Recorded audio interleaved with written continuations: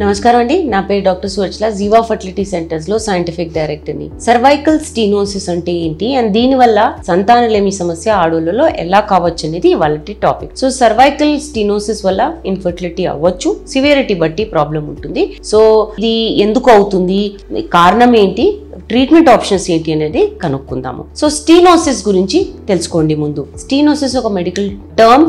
Bodily passage, బాడీలో ఏదైనా passage సన్నగా అయిందనుకోండి, అంటే నారో అయిందనుకోండి, దాన్ని స్టీనోసిస్ అంటారు. ఇది సర్విక్స్ లో అయిందనుకోండి, దీన్ని సర్వైకల్ స్టీనోసిస్ అంటారు. సర్వైకల్ స్టీనోసిస్ వల్ల సర్విక్స్ నార్మల్ ఫంక్షన్ అవ్వకపోవడం వల్ల సంతానలేమి సమస్య కావచ్చు. సో ఇది సర్వైకల్ స్టీనోసిస్. కానీ సర్విక్స్ అంటే ఏంటి? సో సర్విక్స్ ఒక చాలా important structure female reproductive system లో. ఇందులో ఏంటంటే ఇది ఒక ద్వారం అనుకోండి, ఇక్కడ నుంచి స్పర్మ్స్ అనేవి యూట్రస్ దాకా చేరుతాయి. చేరిన తర్వాత అండం అక్కడ ఉందనుకోండి, దాన్ని ఫలదీకరణం చేస్తే ప్రెగ్నెన్సీ అనేది వస్తుంది. సో ఇది సర్విక్స్.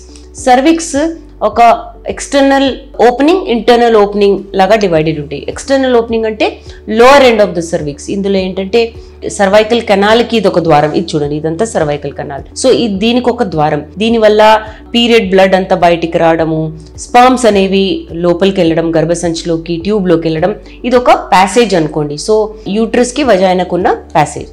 ఇంటర్నల్ లాస్ అంటే ఏంటంటే యూట్రస్ కి ఈ సర్వైకల్ కెనాల్ కి ఉన్న ఓపెనింగ్, ఒక డోర్ అనుకోండి, ఇక్కడ ఉందని చూడండి. సో ఇది ఇంటర్నల్ లాస్. ఓవ్యులేషన్ అప్పుడు అంటే అండం విడుదలైనప్పుడు కణాలు ఉన్నాయి అనుకోండి, ఫలదీకరణం అవ్వడానికి ఈ ప్యాసేజ్ ద్వారా పాస్ అవ్వాలి. సో ఇంటర్నల్ లాస్ కూడా చాలా ఇంపార్టెంట్. ఈ కెనాల్ అనేది, ఈ ఓపెనింగ్ అనేది బ్లాక్డ్ ఉన్నా, అక్కడ స్టీనోసిస్ ఉన్నా ఫర్టిలైజేషన్, ఫలదీకరణం అనేది అవ్వకపోవడం వల్ల ప్రెగ్నెన్సీ రాకపోవడం అనేది ఒక సమస్య.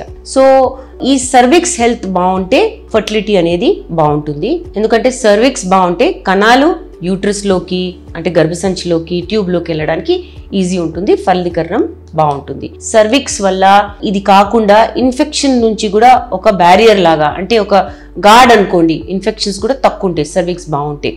సో సర్వైకల్ స్టీనోసిస్ ఎందుకు కావచ్చు? స్కార్ టిష్యూ ఏదైనా ఉందనుకోండి, అంటే ప్రీవియస్ సర్జరీ ఏదైనా జరిగినప్పుడు బయాప్సీస్, డైలేషన్, క్యూరిటాజ్, డిఎన్సీ అంటారు. ఇన్ఫ్లమేషన్ ఉందనుకోండి, అంటే కొన్ని క్రానిక్ ఇన్ఫెక్షన్స్ ఉంటాయి, సర్విసైటిస్ అని, లేదా ఎండోమెట్రియోసిస్ వల్ల కూడా ఈ సర్విక్స్ ప్యాసేజ్ అనేది నారో అవ్వచ్చు. కంజినైటల్ ప్రాబ్లమ్స్ అంటే పుట్టుకతో వచ్చే ప్రాబ్లమ్స్ వల్ల కూడా ఈ సర్వైకల్ స్టీనోస్ కావచ్చు. ఈ సర్వైకల్ స్టీనోసిస్ వల్ల ప్రెగ్నెన్సీ రాకపోవడం జరుగుతుంది. చెప్పాను కదా, కణాలు అనేవి గర్భసంచిలోకి వెళ్ళి అండం దాకా చేరాలంటే ఈ సర్విక్స్ ద్వారం అనేది కరెక్ట్గా ఉండాలి. ఇది కాకుండా ప్రెగ్నెన్సీ వచ్చిన తర్వాత కూడా మిస్క్యారేజ్ రేట్ ఎక్కువ ఉండడము, ప్రీమెచ్యూర్ లేబర్ పెయిన్స్ అవ్వడం అనేది ఎక్కువ అవుతుంది సర్వైకల్ స్టీనోసిస్ ఉన్నప్పుడు. సో సర్వైకల్ స్టీనోసిస్ ఉన్నప్పుడు ట్రీట్మెంట్ ఆప్షన్స్ ఏముంటాయి?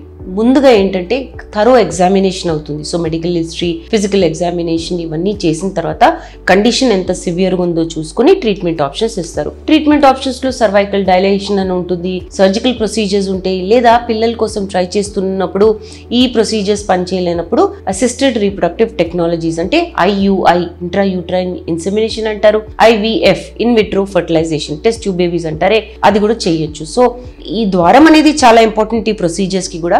కానీ సర్వైకల్ డైలేషన్ చేశాక దీని ఎంట్రీ మనకి ఈజీగా అయిపోతుంది. కాబట్టి IUIలో కణాలు మనం గర్భసంచిలోకి వేయచ్చు, లేదా IVF లో పిండం మనం IVF ద్వారా తయారు చేసుకుని గర్భసంచిలోకి వేయచ్చు. సో ఈ సర్వైకల్ స్టీనోసిస్ చాలా సివియర్గా ఉంది, ఏ ప్రొసీజర్ ద్వారా ట్రీట్మెంట్ ఆప్షన్స్ దొరకట్లేదు అనుకోండి, అలాంటప్పుడు ఈ అసిస్టెడ్ రీప్రొడక్టివ్ టెక్నాలజీస్ మీరు చేయించుకుంటే ప్రెగ్నెన్సీ ఛాన్సెస్ ఇంక్రీజ్ అవుతాయి. మీకు కానీ సర్వైకల్ స్టీనోసిస్ వల్ల సంతానలేమి సమస్యలు ఉన్నాయనుకుంటే తప్పకుండా జీవా ఫర్టిలిటీ సెంటర్స్కి విచ్చేయండి. Thank you. చాలా థ్యాంక్స్ అండి మా వీడియోస్ చూస్తున్నందుకు. మరిన్ని ఇలాంటి ఇంట్రెస్టింగ్ వీడియోస్ కోసం మా ఛానల్ని తప్పకుండా సబ్స్క్రైబ్ చేయండి. Thank you.